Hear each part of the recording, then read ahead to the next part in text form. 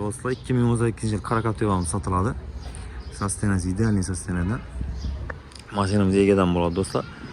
Maşin karası evet 2018 tek pasportdan 18 yıl buladı. Balonlar yaxşı halatda maşinimizi. İçine giradigan bo'lsak, buni ichki holatlari ham o'ta idealni turibdi.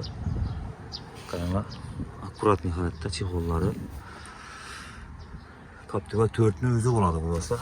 2-4 bo'ladi. Rollar ham akkuratni bo'lib turibdi.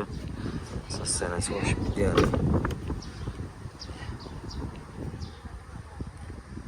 Lyuklari, konditsioner ham birisi ishda turibdi. Xatolar ham chotki holatda turibdi mashina. Pulga bir qaltinga solib sanab ko'rsangiz bo'ladi.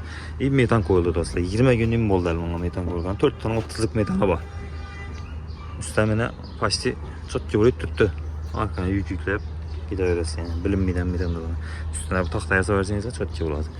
Sastenasi idealni sastenadi. Kraskasini ayiradigan bo'lsak do'stlar, kraskasi shu 2 detal almashganman. O'zida mashinaga urilib avariya bo'lmagan, 2 detal almashgan. İç holatlari o'ta go'zal holatda turibdi.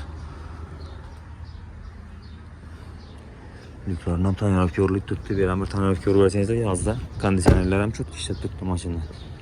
O'ta go'zal holatda turibdi mashinamiz. 2018 tek pasportdan 18 yıl bo'ladi do'stlar. Balonlar yaxshi holatda, metani bor, ichida kemtik yo'q. Mashina puluna keladigan bo'lsak do'stlar, 190 ming so'm qo'yamiz, ustiga kelishamiz.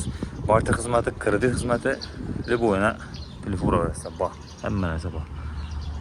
Xadolar ham chotki holatda mashinamiz.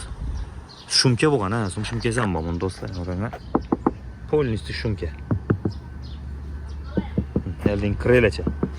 Gördüysen, içinden bir şum girizmiydi maşını. Öte güzel holatda turibdi mashinamiz.